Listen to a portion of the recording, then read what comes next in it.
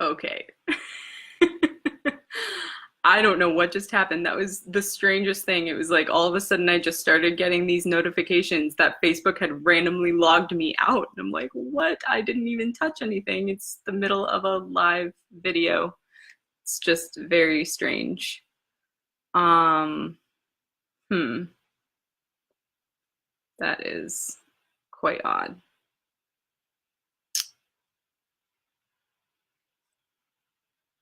I'm sorry, y'all. Hang in with me here. Okay, we have a viewer. We have a person. Hi, person. Um, okay. Well, I guess I'll just continue on from that boundaries question. Shoot, I'm sorry that that happened. That's really annoying. Technology has been really quite fussy lately. I know that quite a few of you have been experiencing that. So, anywho, um, let's see. So, yeah, you want to create boundaries from the inside out and not from the outside in, because that is, you know, when you're creating boundaries, you're pulling from, you don't want to pull from outside energies because, hi, thanks for coming on again. I'm sorry about that. I don't know what happened.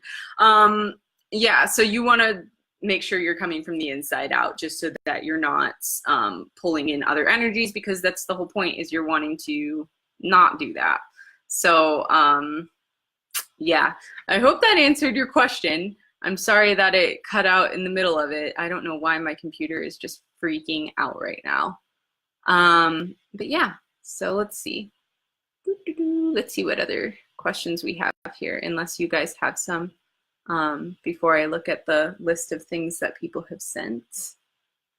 Are boundaries the best way to deal with energy vampires too?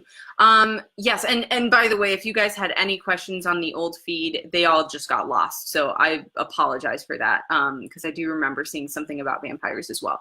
Are boundaries the best way to deal with energy vampires too?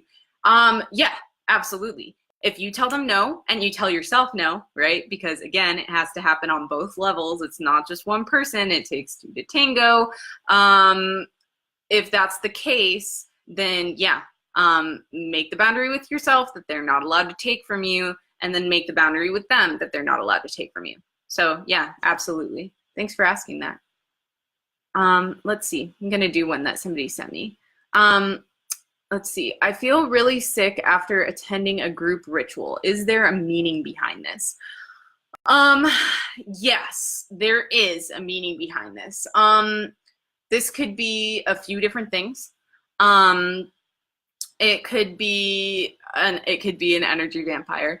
I make a really strong point of, before we enter into ritual settings, letting people know that this is a space for them to access themselves and not to access other people.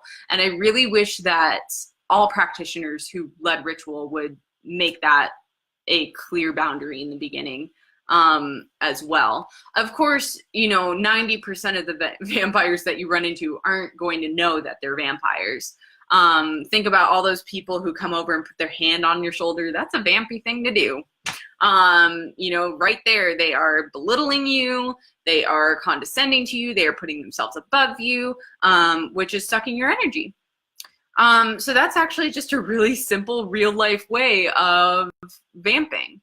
Or maybe you have a boss or a professor or, somebody who puts themselves in this higher position than you and then kind of belittles you. That would be an energy vampire thing to do, because then you're constantly feeling like you're not good enough, or like you're not as important, or you're not as powerful, or you don't have as much purpose, or, whatever it is. So, there's all of that. Yeah, all of those are ways that people can be energy vampires. Very rarely are you going to meet a vampire unless you're very much infiltrated in an energetic community. Very rarely are you going to meet a vampire who's actually aware of what they're doing. If you're in an energetic community, there are going to be people, me at 19, who know exactly what they're doing when they're vamping your energy, and they're using it for their own purposes. So, yeah. Oh, so we were talking about the ritual. Yeah. So that's definitely one way that you might end up feeling sick when leaving a ritual, is because somebody's legitimately vamping your energy. And that could look very simple. It could look like, and we've all done this before, wow, that person across the room or that person across the circle is, you know, they look really powerful and amazing. And so you just kind of take a little peek into their energy field, and you look around, and maybe you admire them so much that you wish you were like them, and boom, guess what? You're taking energy from them because you're like, oh, I wish I was like you. So I'm gonna take a little bit, even if you're not conscious of it. So that's a really easy thing to do, and that's something I caution people against before we go into a ritual setting as well. Hey, be mindful of this. If you like something in somebody else, find it within yourself. Easier said than done, but guess what? That's what your ritual becomes about now, is how do I find this in myself? And that's a much more powerful and meaningful ritual in the long run than is taking something from somebody else. So that's one way. Another way is energy overload. There's too much going on. It's way beyond where your frequency is. And so what happens is you just get drained and tired out, and it's not because anybody's taking from you, it's because you're giving too much. So that's the second way. The third way is it's called oh my gosh, why am I blanking right now? Good morning, Rachel. Oh my gosh, I'm totally blanking out. This is bizarre.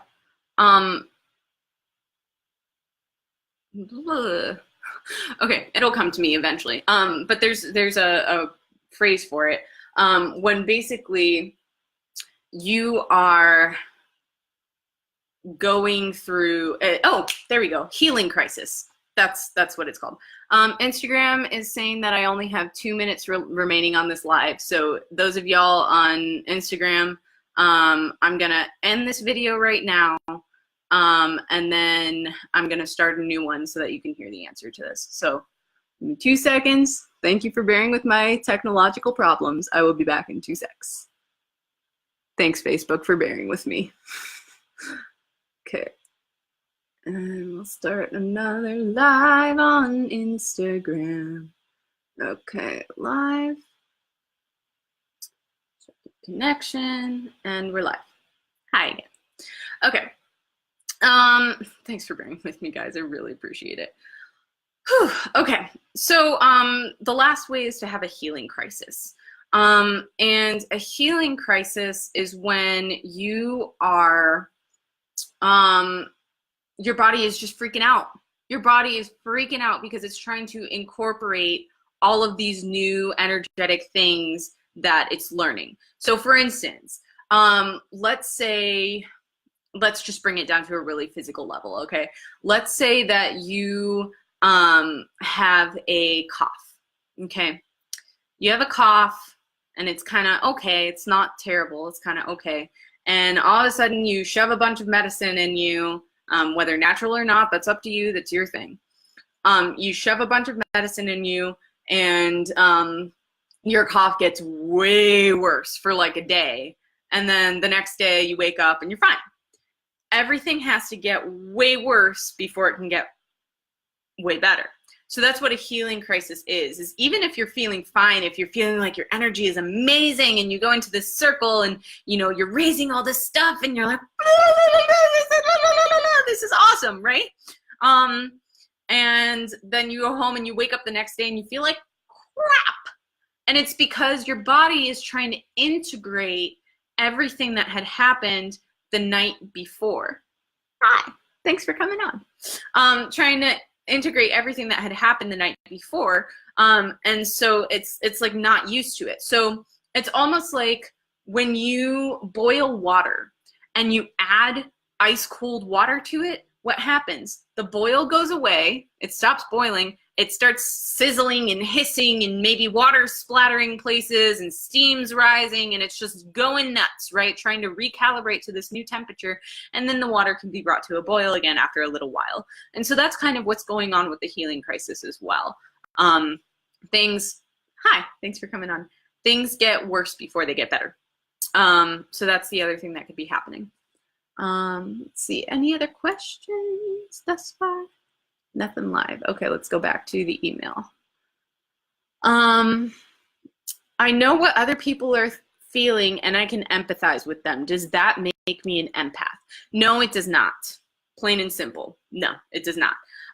You would not imagine how many people come to me and we're doing psychic diagnostics, right? And they're like, well, you know, I think I'm an empath because, you know, I feel sad for other people when they're feeling sad. The key with understanding your psychic abilities is to know, to listen to what language you're using around it. You know, I feel sad for other people is not being an empath. Because as an empath, you are legitimately feeling other people's emotions as though they're your own, okay? When I'm sitting in a chair across from a client and I start feeling my stomach going nuts and I look over at them and I'm like, hey, is your stomach okay? And they're like, how'd you know? It's because I'm feeling their stuff as though it's my own, okay? And I've done the work to understand that it's not my own because it doesn't, you know, I've done that work and I can help you to do that work as well. Yeah, if you're just like, oh, I feel sympathy for this person, or I feel badly for this person, or I understand when this person is feeling sad, or I understand when this person is feeling pain, that's being empathetic. You are an empathetic human being, which is a gorgeous thing. Thank you for being empathetic. Being empathetic is not the same thing as being an empath. Being empathetic means that you understand what other people are going through, but you aren't feeling it yourself. Being an empath or being clairempathic, you are able to feel what that person is feeling as though you're feeling it yourself. Okay? That's the difference. And it's very distinct. You know, somebody walks over to you with a broken leg and you're like, oh man, that looks like it sucks. That looks like it really hurts. That's being empathetic. You're acknowledging their situation. You're understanding their pain. You're aware of their pain, but you are not feeling it yourself. You walk up to somebody with a broken leg and you're like, oh gosh, that feels awful. My leg feels like it's on fire right now. And they're like, yep, that's pretty much how my leg feels. You're an empath. Okay, that's the distinct difference. And it can happen with physical stuff. It can happen with emotional stuff. You walk up to somebody who's feeling really depressed and you can see it all over their face and you're like, hey, man, are you okay? You look like you're feeling really down right now. Empathetic. You walk up to somebody who's feeling really depressed and you feel like you want to end your life. Like suddenly out of nowhere, you've been having an amazing day. And all of a sudden you walk up towards this person, you feel this way, and you look at them and you're like, man, are you okay? Do you want to kill yourself? And he's like, yeah. And you're like, 911, you're feeling it yourself. Let's see. Bree says, hi, I'd love to have an insight on what career path I'll go down. So that's where hi, Bree, thanks for hopping on and asking that. So that's where numerology would come in, which is just such an awesome tool. Through doing numerology, you can, I feel like something's crawling in my hair. Welcome to live, guys. It's not, it's just my hair moving. Maybe it was a leaf. Okay, so numerology has a ton of different facets to it, which are just so incredible and insightful. one of them is your birth path number, which is, you can do this yourself. You add your month plus your date plus your year, birth year, your birth month, birth date, birth year. You add them all down and then all across. So for instance, let's say you were born on, I don't know, I'll make this easy, January 11th of 2000, okay? So you would add 1 plus 11 plus 2000. 1 plus 11 is 12, plus 2000 would be 2012, and then you'd add that across. 2 plus 0 plus 1 plus 2 equals 5. So then your birth path is 5. Okay, so I hope you got that. Otherwise, you can Google it. Just be like, how do I, or birthday numerology or something like that, and it'll pop up. Some people call it birth path, some people call it other things, but I call it birth path. Anyways, so that is actually how you find your life's purpose, which is awesome, because then you can find out, oh, this is what I'm here for. And it doesn't tell you blatantly, completely, like, you're supposed to be a doctor. It's more like generalization. So for instance, my birth path adds up to a 3. So 3 birth path is all about communication and being able to communicate with people verbally through creative stuff. You know, and once I found this out, it made so much sense, right? I went to boarding school for opera. I went to college for creative writing. I'm doing psychic education now, where I'm constantly doing live videos and writing articles and speaking in public, and, you know, all of these things. So that 3 is all about communicating, about speaking your voice, about being creative, and then also about helping others to do that as well, helping others to tell their own stories, share themselves, ask questions, you know, put themselves on exhibit, for people to understand, for people to truly see them, hear them, learn from them, be inspired by them. That's a birth path 3. So you get this kind of generality, right? Like a birth path 3 could be an actor. A birth path 3 could be a poet. A birth path 3 could be a public speaker. It could be any of these things. It's not just this one thing, but it's you know, a thing. The other thing you're going to want to look into is your life path number, which is the addition of your full name from your birth certificate. So each letter in the alphabet is associated with a number 1 through 9. So A is 1, B is 2, C is 3, D is 4, you know, so on and so forth, up until you get to I, which is 9, and then J would start over. J is 1, K is 2, L is 3, so on and so forth, 1 through 9 all the way through the alphabet. So Z ends up being 8. And again, you can just Google numerology letters or numerology alphabet or something like that, and it'll all come up. What you do is you add all of the numbers in your name together. And I do numerology as well. So if you want your report done for you and you're like, this is too much math, I don't want to bother with it, come see me and we can schedule something. And I'll go through the whole thing with you. What does your first name mean? What is your middle name? Because everything has its own separate things. Your first name is your personality. Your second name is how you experience emotions and understand emotions. Your third name or your last name is the gift that your family has given you. And then there are intricacies within that based on the vowels and the consonants and all of that, how to find your karmic numbers, your lesson for this lifetime, you know, like all sorts of stuff, but I'm getting off track. Your life path number is when you add your whole name together, all of the letters in your whole name. And you add it all together and then you reduce it until you get either an angel number, which is 3 numbers in a row, like 111 or 222 or 333, something like that, or a master number, which is 2 numbers in a row, 22, 44, 11, 55, whatever, or a single digit between 1 and 9. So again, to give you the example, my full name, Rachel Leah Gerson, adds up to 7 when it's reduced. 7 is the number of the researcher of the human condition. So your life path number, so your birth path number, which is your birthday, gives you your life purpose, and your life path number, which is your full name added together, gives you the general way in which you will be able to complete that purpose. So again, my birth path is 3, which is communication. How do I get to that communication? What is the means through which I'm extending that communication?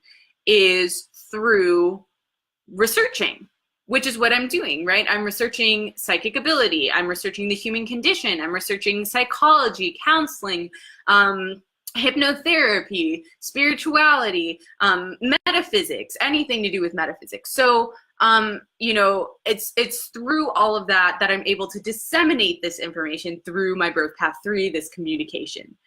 So I hope you see kind of a little bit how that works. Oh, hey, Mickey. Thanks for coming on. So yeah, I hope that's helpful to you. I think that's probably the best way that you can kind of figure out what career path you'll go down. There's also a wonderful exercise by Carol Adrian. If you don't know her, she's fabulous. I learned a lot of my numerology from her. Carol, C-A-R-O-L, and then her last name is A-D-R-I-E-N-N-E, Carol Adrian. She has a book called The Purpose of Your Life, which is fabulous. And she also has an exercise that I do with clients as well. So if you're looking for life purpose work, you're more than welcome to book something with me. And we can do that exercise together and see what it boils down to. And it's pretty accurate and awesome. And it's actually how I ended up doing what I'm doing now, because I had a session with her and she did this exercise with me and it was like, boom, this is it. And I was like, whoa, this is crazy. So that's an option. Okay, let's see. Kelly says, how can energy work and psychic ability help heal issues like grief? Do you have exercises for this that you recommend?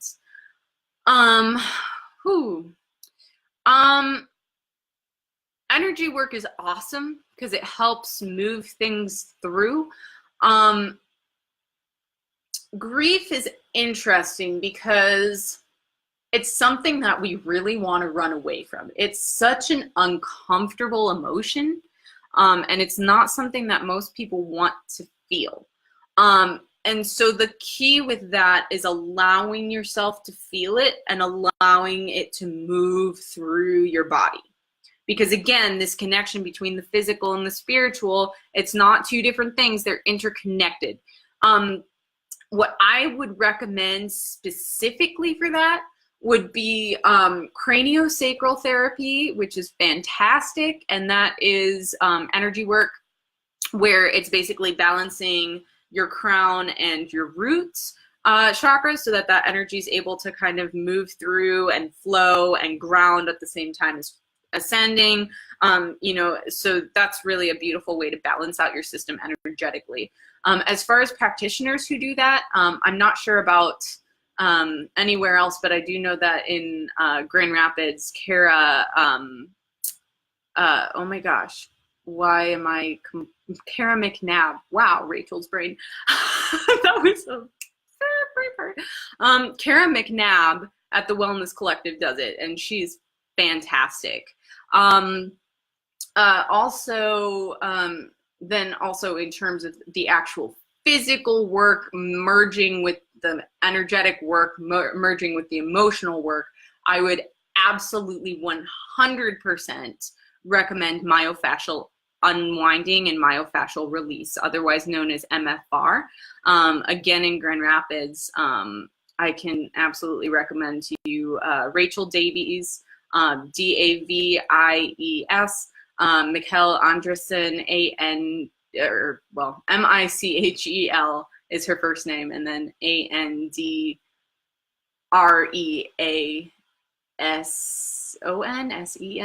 I think, something like that. If you Google it, Essence Physical Therapy is the name that they both work under.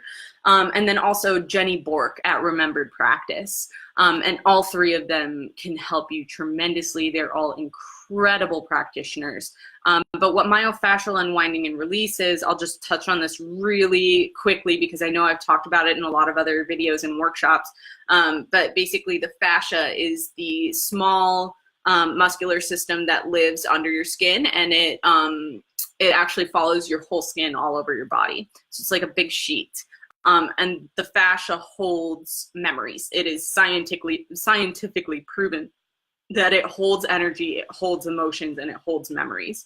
And so through moving your body, you're actually unwinding the fascia and you're releasing those memories, and those are not releasing as though you're going to forget, but you're not holding on to them anymore. And so doing that can actually help you move through grief. If you follow Jenny Bork, if you follow Remembered Practice on Instagram and on Facebook, Jenny actually just did a series on how to move grief through your body, and it's fabulous. She does videos that are just super, super personal and vulnerable and beautiful, and she shows you all of the movements. So I would highly recommend following her on Facebook and Instagram. I think she just did it. No, she did it on both places. Yeah. So I would definitely recommend that. And again, that's at Remembered Practice. So I hope that's helpful. Let's see, what else do we have? Oh, good. Yeah, definitely. Okay, cool. Let's see what else. When you read cards, do they have absolute meanings, or do you interpret them based on the person you're reading for? Oh, you're welcome, Kelly. Absolutely. No.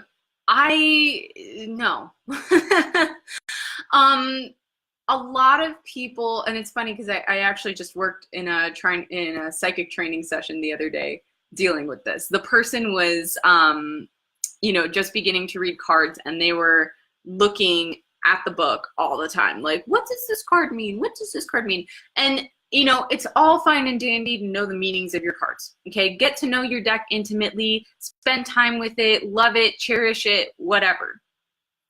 But really what you're doing when you're reading cards is you're reading the energetic medium of this person. So this person, if you're reading cards correctly, you should be watching to make sure that this person's energy gets into the deck before you do anything with it, or at least that you're accessing their field. Because and maybe you should verbalize this is completely up to you, but by them coming in and asking for a card reading, they are officially giving you consent to access their field. Same thing with energy work. If you ever go in to work with an energy work practitioner or anybody who does anything metaphysical, where they're going to be having to access your energy field, you're immediately giving them consent to do that by saying, this is what I want. So if you don't want them accessing your field, don't let them do it. I'm about to, within the next couple months here, submit an article to Goddess Ceremony as well. She asked me to write an article about how to choose the right practitioner to work with, and practitioner ethics, and how to know if your practitioner is a good choice or not. So I'll be submitting that article pretty soon here, within the next couple months, so that you guys can have that information as well, because it's so important. Yeah, so if you're reading cards correctly, that person should be infusing their energy into the cards so that you can use the cards as a reading of their energy. Honestly, what's on the cards should just be a small guide for you. It shouldn't be about the symbols and the colors and the this and the that, unless that's what gives you insight into the psychic information that you need. But the point is, you're coming from here. You're not coming from here. Okay? That's what a real reading is. You're coming from here. You're coming from here. You're coming from your gut. You couldn't see my hand down there, but it's here. You're coming from that gut knowing, that claircognizance, and you're also coming from all of your other abilities, whatever else you may possess. And if you don't know what abilities you possess, it might be worth getting a diagnostic as well. So setting up a session would be a good idea. Let's see. So I hope that answered that person's question. I don't know if they're on here or not, because that was an email question. Gentry says, I missed the vampire energy talk. What was your thought on vampires and how most don't know or do but can't control them? Asking for someone can be brief. Yeah, so Basically what I said, and I'm just going to repeat this because I don't know if it's going to be available or not to be able to access again. Unfortunately, that video quit out, so I'm hoping it's saved somewhere, because otherwise that YouTube upload is gone as well. So we're just crossing our fingers over here. Anyways, yeah, so basically I was saying that most people, majority of people, won't know that they're vampires, won't be cognizant of the fact that they're taking energy from you. And the signs to look out for are just kind of, you know, if they put themselves in a position of power, so a boss or a professor or a parent or, you know, a doctor, somebody who likes to put themselves in a position of power is likely going to be, you know, taking at least a little bit of energy from you. Also people who do things like pat you on the back, put a hand on your shoulder, something that kind of keeps you down, that could also be a sign as well. So I hope that's, I hope that the other video saved so that you can see the kind of more extended answer for that as well. I hope that was helpful. Let's see. Okay. I see 1111 all the time. What does that mean? When you look at the number 11, it's two ones next to each other. I'm pretending my hands are ones. What does this look like? It looks like a doorway or a pathway or a gateway. The word doorway in numerology actually equals 11, which is crazy. And that's exactly what 1111 is. You're seeing three doorways, 11, 11, 11. Right? It's the space between the two ones, space between the two ones, space between the two ones. So you're seeing three ways to three paths. It could be a sign that you're going in the right direction. It could be a sign to pay attention more. It could be a sign that your guides are around. It could be a sign that it's a big twin flame sign as well. So if you're about to meet your twin flame, or you know, whatever it is, that's also there. And it's also a sign too that you're in alignment, or that you're able to access the other realm more easily, stuff like that. So I just want to make sure y'all on Instagram are quiet. These Facebook people are giving me things. This is good. Kelly says, my brother used to see 311 all the time. Yep. So we talked about the number 3 a little bit as well, right? The 3 as the communication and the 11 as the doorway, that we might look at open communication at that point. And Gentry says 11 is a power number, also is 22. Yep, so 11 is a master number, what we call a master number in numerology. Master numbers are anything that's a repeating sequence of 2 numbers. So 11, 22, 33, 44, 55, 66, 77, 88, 99. Those are all master numbers.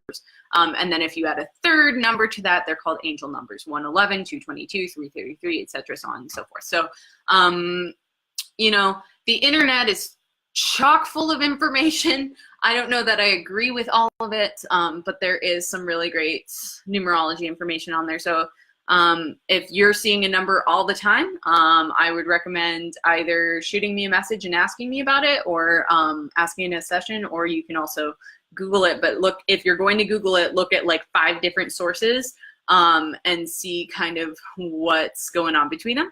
And actually, even before doing any of that, I would recommend meditating on it and going within yourself and being like, okay, what does this mean?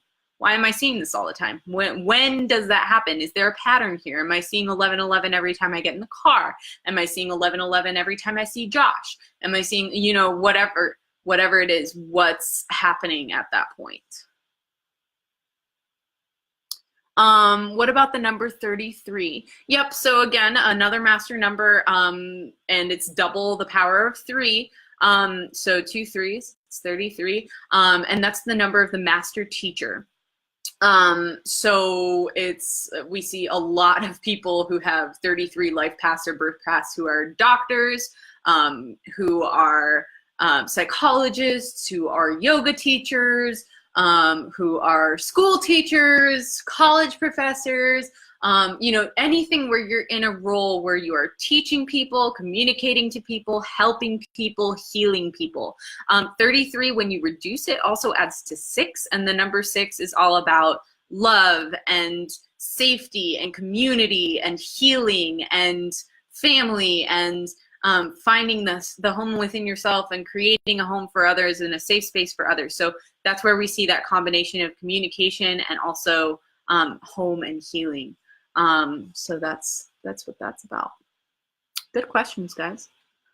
All right, so let's see.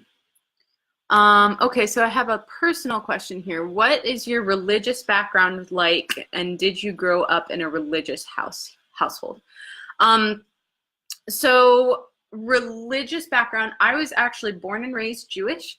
I went to a Jewish day school from mommy and me through 10th grade, and then I left to go to a boarding school for music when I was 17. Which is how I made it to Michigan from LA. So yeah, that's my religious background. We were Reform, not Orthodox or conservative. I say were because I converted when I was 16 to paganism. I don't allow that to influence my practice at all. Everything that I do in my practice is completely religious, nonpartisan. So if you are a deep believer in God or Buddha or whomever it is, you know, I had a really powerful experience with somebody who was very deeply Catholic. And he said, you know, I believe in your belief in your belief. And because he had asked me to come in and do a room clearing for him. He didn't like the energy in his room. And I was like, well, I'm, you know, at this point, I didn't really know any other practices because I was in my late teens. And so everything was based in the pagan traditions. And so I was going to do a room clearing for him with those incantations and stuff. And I was like, are you sure that this is okay with you? Because you're really Catholic. And he was like, guess what? I have my holy water. I have my frankincense and myrrh. I have all of those things right here. And what ended up happening is because he believed in what I believed in and I believed in what he believed in, not necessarily the actual belief, but the power that it held for each other, we were able to follow each other around the room and each cleanse the room in our own way. And it was one of the most incredibly moving and powerful experiences of my life. Because what we did was we just respected where each other was and respected that each of our beliefs had power to us as individuals, and we were able to act upon that. And so I believe in bringing that into the room as well. If you are a deeply religious person, no matter what your religion is, if that enhances your spirituality and that enhances your personal power, then by all means, let's go with it. Okay, let's see. Gentry says, also 9 has been prominent for the last month. What are your thoughts on that? 9 is all about endings. So letting go, saying goodbye, wrapping things up with a nice pretty bow and sending them off. 9 is all about finishing things up. So yeah, actually that's really funny because the person I was talking about has a very prominent 9 in their chart. So boom, psychic things happening. Okay, let's see what else. I feel really heady a lot of the time. What is the best way to ground and clear my field? Perfect. I love this question. I have a full video on YouTube that explains this in depth, like 6 different ways to ground and clear your field. My absolute favorite way, which is what I'm going to share with you right now, is something that probably a majority of you have seen if you've worked with me before, because I do this at like every workshop, every private session. So basically, I'm trying to figure out how I can do this standing, but I guess I'll just kind of go like this. So I'm on my knees right now, but you know, ideally you should be standing. So you grab the energy that's not yours and you feel it filling your hands. And you start to bring your hands up, holding all of that energy up to your head, and then you shush it all out. And you're doing this as you're breathing in. So as you're breathing in, your hands are coming up to your head, you're gathering all of this energy that's not yours. And then really quickly, as you breathe out, you're shooting it down. And you can do this in a deep breath out. You can do this in a shh sound, which is what I tend to do. You can do this in a sigh. You can do this in a groan, whatever works for you. Some people like to do the release more slowly. If that works better for you, that works better for you. I'm not here to criticize your way of doing things. You know, mine is not going to work for everybody, because you're not me. Just like yours might not work for me because I'm not you. Okay, so it looks like this. I'll just real quick.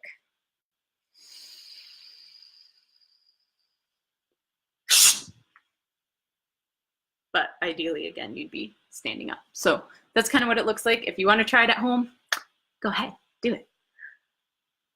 See anything else? Okay. All right. It's looking like I have one more personal question. How did you get into this field? So I popped out of the womb. That's the answer that I generally give people.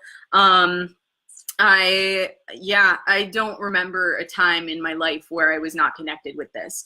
Like I said, most kids go through this period of adults telling them this isn't right, this isn't real, and then they kind of put it in a sack, sling it over their back, and forget about it. Until one day it suddenly opens and everything falls out and they're like, oh, what is this that I'm dealing with? Why am I seeing all these blue dots everywhere? Anyways, so when people would tell me that, I was kind of a rare breed, and I'd just be like, okay, and then keep moving on and believing in all of it. It's always been innately strong within me. My first memory of doing anything metaphysical, I was 4 and we were on Lake Michigan, and I was picking up stones on the beach, and I would bring them to my parents and tell them that they were magic, and name all of the things that these things could do. Like, this is going to help you to feel more love, or this is going to help you to sing more, or whatever it was. I have no idea what the rocks were. It was probably just a bunch of granite, but you know, each stone to me had this meaning and this feeling to it. And I really want to say something about that too. You know, there are all these, oh my gosh, I want to strangle all of the little pieces of paper and cards and internet articles that say this is what this stone is for. Because yes, a lot of that stone holds that property. Let's use amethyst for an example. Amethyst is wildly popular right now. A lot of people are like, oh yeah, amethyst is great for reducing stress, reducing anxiety, depression, helping with insomnia, helping to open your psychic abilities, your third eye, you know, all of these things. And you can go on Google, what are amethyst metaphysical healing properties, and you'll get that whole list every single time. Sometimes it may vary, sometimes it may not. Here's the deal. Certain amethyst stones are going to feel different to you than other ones. And maybe there are going to be some amethysts that feel to you like, this is seriously opening my third eye right now, and other amethyst, but it's making me really anxious, and other amethysts that you're like, wow, this is really calming and I feel super grounded right now. And other amethysts that you're like, wow, this is making me feel really sexual right now. What's that about? And you're like Googling it and you're like, does amethyst make you feel sexual? And there's nothing on it, but guess what? That's how you're vibing with that stone.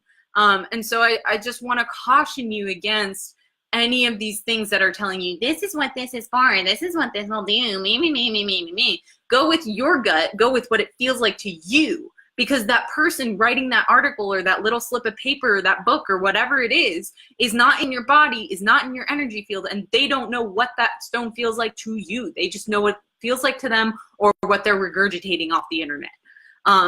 It's so deeply annoying to me. Anyways. Side tangent. So yes, so that's my earliest memory of that. I remember making astral constructs during nap time in preschool. I started learning, I started doing moon ceremonies at like 4 or 5 by myself. No one taught me. I just saw the moon and started doing things with it through my bedroom window after my parents went to sleep. I started learning tarot, oracle, and numerology, astrology when I was between the ages of 11 and 13, energy work at around 16, and numerology probably around 13 as well, 12 or 13. And yeah, and then obviously enhancing all of that stuff along the way. I'm not saying I was an expert at it. I'm not saying that I was a good person, because I wasn't. But yeah, that's kind of how I got into this.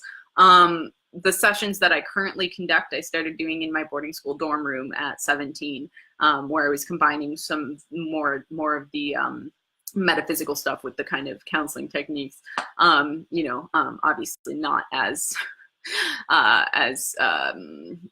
what's the word, well versed in that latter part at that point in time, because I wasn't a master's in counseling student at that point. But yeah, let's see.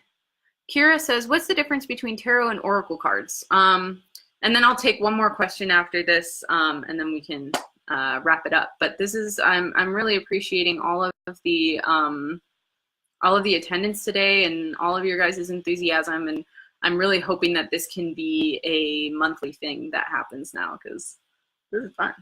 All right, let's see. So difference between tarot and oracle. Okay, so oracle cards, or we'll start with tarot. Tarot cards are a set system. So there's always 74 cards in a deck, 22 major arcana, and 52 minor arcana. The major arcana cards are numbered 0 through 21, and each one has its own specific meaning. They're considered to be the most powerful cards in the deck. And then you have the 52 minor arcana, which are the split suit. So usually you have suit of wands, suit of swords, suit of pentacles, and suit of cups. And then each of those have, ace of swords, ace of wands, blah, blah, blah, blah. And then they have like 1 through 10. And then they usually have like, I don't know, page, knight, queen, and king. So each card has its own meaning. It's very in-depth as to kind of the energies and the history behind each suit, behind each individual card, behind each of the major arcana cards. There's a very, very set system. Whereas oracle are the cards that you'll see usually with the pretty pictures and maybe a blurb on it, or one word or number or some symbols or something. I personally work better with oracle cards because I work very much with the flow of things and just need a little something to be like, oh, okay, cool. So this is where we're at. Let's dive in. Whereas people who prefer tarot really love the history behind it, really love, which I do too, but not necessarily for reading people. They really, that symbology and that underlying knowing of what does this card mean, what does it represent, in addition to the energy that it's carrying from that person they're reading for, is very helpful to them. To me, it distracts me. To other people, it's very helpful. Where to them, the oracle cards are very distracting because they're like, this is meaningless. What is this? So again, total preference. It's up to you if you do better with tarot or oracle. There is one tarot deck that I will read for people from, and it's because they kind of mimic oracle more than they do tarot, and they still have that underlying history of the tarot. And it was actually my very first deck that I got when I was 13. And it's the Voyager Tarot. So I recommend it. It's a great deck. Thanks for that question. Okay. So like I said, I'll do one more, and then we can wrap up.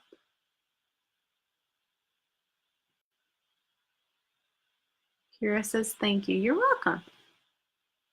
Okay. I think I read all of the questions that I got on email/messenger. So if you guys have any more, otherwise I'll just sign off. Going once, going twice. All right, I'm gonna wrap this up. Hopefully that other video on Facebook recorded. If it didn't, I apologize. We might get those same questions next month, so we'll see. I definitely think I'm going to do another one of these in the future again. So yeah, I will create another event, let you guys know when this is. And if you're not on my email list already, you should get on it, because that's when you'll really know when the next one is. If you go to doorwaytoself.com, you can sign up for my email list. There should be a little window that pops up that's like, subscribe, and you're like, oh, cool, and you enter your email.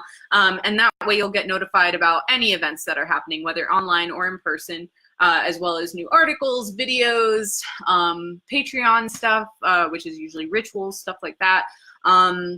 So you'll get notified about all of that stuff. And then, yeah, if you're not already following me on Instagram, or if you haven't already liked the Facebook page and aren't following me there, check out Doorway to Self, or at Doorway to Self on Facebook and Instagram.